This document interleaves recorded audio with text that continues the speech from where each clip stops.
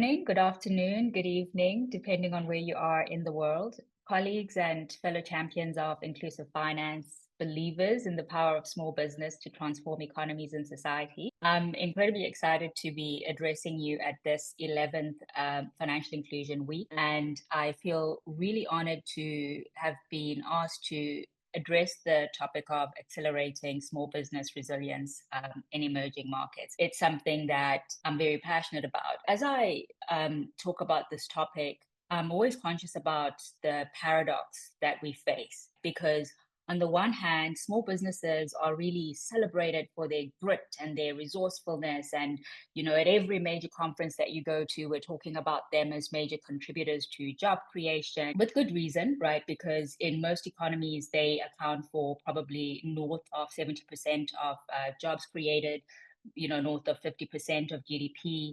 And certainly in an emerging market context, we see that they demonstrate, I'd say, a superior adaptability compared to their developed market counterparts. The paradox is that they are still very poorly supported and they remain the most at risk during major events like economic downturns, pandemics, natural disasters, and so on. And this is something which worries me, right? Because when we look at the current reality, certainly in the African context, we know that Africa will contribute half of the new global workforce. And yet we're only creating 3 million jobs against a 15 million requirement. We also know that Africa's older population will reach 235 million by 2050. All of this will create this sandwich generation. What does this have to do with small business, you might be asking? Well, small businesses are our jobs engine, and they're the most likely employer for these younger, possibly less skilled workers, and also for older workers who may require a longer work life and more flexible work. I think today what we really need to think about is, as inclusive finance innovators, operators, policymakers, how do we make the small businesses more resilient in what is, I think it's fair to say, an increasingly turbulent environment? What I wanted to do in the few minutes that I have today is explore 5 ideas. It's an invitation for us to reflect and think about ways in which we can intervene. So the first idea is beyond access to finance. I realize that the finance gap is real, right? In Africa alone, I think we're looking at upwards of 330 billion in terms of the small business financing gap. But what I would put forward is that we kind of know what to do. We know that we need to create more pathways for small businesses to access funding. We're seeing banks now being complemented in the market by digital lenders. We're also seeing market catalysts coming into the market in the provision of credit. We've evolved traditional scoring models and introduced alternative data scoring using various types of transactional data and AI. There's room to grow, but we can kind of bank those learnings. And we've also come to understand that channel diversity really matters for small businesses, right? We want to try and approach them directly. And in some cases, human touch and some sort of branch network is important.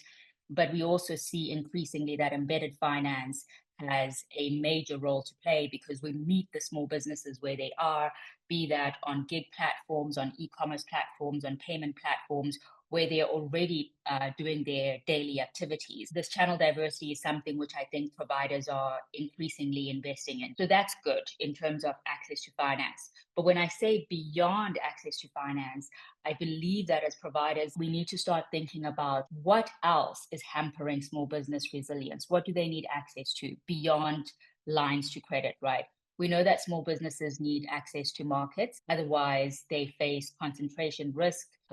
We know that they need access to inputs at a reasonable cost because their buying power is usually constrained. So how can that buying power be improved? We know that they need access to tools that lower their running costs. We know that they need access to more visibility on the macro. This is an area that's starting to get more attention and investment. If we look at businesses like the Complete Farmer platform, they're not just doing agri-finance, they're also looking at inputs and markets. At Lula, where I serve on the board, they've also given the small businesses access to tools like cash flow management and so on. This is an area that requires a lot more investment, because we are seeing within the small business space a rapid adoption right, of digital tools. If you look at things like social commerce, a lot of times people think small businesses are not yet that sophisticated. And yet you see so much happening in the social commerce space. You see small businesses automating their workflows in WhatsApp. I think that we have no excuse. We have to innovate where the customers are. So that's the first idea. Linked to that idea is the second, right, which is the need to continue to invest in both competition and collaboration. This is really important for us to ensure that the solutions we're putting in front of small businesses remain context responsive. So we all accept now, I think, that small businesses are not homogenous, right? Their needs vary because they have differing formality levels, differing maturity levels, differing sizes, sector specific issues. With that, we need more players in the field. We've seen various models coming into play from MNOs with fintechs and so on, banks working with various market catalysts to bring new products to market. But I think we always consistently need to guard against the temptation to kind of solidify the playing field. We need to constantly ask ourselves, even as we are thinking about regulating, whether we're prematurely keeping out new players. We've seen, I think, in contexts like Brazil and South Africa, which are huge emerging markets, when new players come in, they can completely revitalize a sector, right? We saw this with the entry of neobanks like Nubank and TimeBank and so on, to ensure that small businesses continue to get the very best products and that innovation continues at pace. The third idea is around optimizing the small businesses cost stack. Small businesses, although we laud them and say that they are so amazing, continue to face an obscenely expensive cost stack, right, which needs a complete overhaul. Most of us think about costs that small businesses face when it comes to access to finance, and that's true. We need to continue to work on those costs. Some of them have come from information asymmetry in the past, which to some extent alternative data models and AI help to solve. Some of those high costs have come from cost of distribution, which digital models tend to solve because they're lower cost to acquire and cost to serve. Some of that expense has also come from the cost of capital. We need to ensure that we're crowding in maybe private sector capital to be sure, but also local currency capital to solve that issue. But beyond that, small businesses face very high costs when it comes to operations, right? Their input costs are extremely high. Some of the compliance requirements that may be put on them in certain sectors are extremely expensive. As we think about recommendations that we put forward, to the extent that we're able to in our various roles, this is something that we need to continually be putting front and center. It's not just about cheaper access to loans. We need to really look at the total cost. I mean, in some markets, when you look at the cost for a business to formalize and meet their various statutory requirements, it's just completely impossible for small businesses. Recently, a couple of the larger African markets have wanted to bring the creator economy of small businesses into the tax net. And when you look at what is required for people to be compliant, it's just too much. And I think what will be required here is for the fintech providers, for instance, to really think about, are there streamlined solutions that can allow people to effectively deal with these statutory requirements? And I think this kind of more expansive way of thinking about how value is delivered and how that cost stack is optimized is definitely key to building SME resilience, because all of these costs are, especially when they're unexpected due to changes in tax policy and so on, can be incredibly detrimental to small businesses. So the fourth idea is really around infrastructure as an input for small business resilience. We have spoken at length in many forums around the importance of infrastructure like road, rails, shipping, telecommunications, connectivity, and so on. And we all understand that for some small businesses in agri, for instance, they face a lot of challenges around the cold chain and food waste and so on, and that the right infrastructure would be incredibly important for them in kind of enabling market access and helping them to be resilient. So we can bank that. But I think two other bits of infrastructure, which perhaps in the context of small business haven't received as much attention, is firstly policy as infrastructure. I've kind of touched on this, earlier in the talk, but just to bring it all together, policy certainty creates confidence, and confidence attracts investment, right? So if we want small businesses to be able to thrive, it's really important that we have a policy environment that gives a lot of certainty. We also need a policy environment where industrial policy is well aligned with what it is that we are promoting small businesses to do. And I think one of the challenges is that often small businesses do not have line of sight of some of the macro issues and ways in which operating in a certain environment may not have longevity. So if someone is operating in retail, for instance, they may not be aware that there's a competitive threat around the corner from an Asian e-commerce player who will wipe them out of business completely.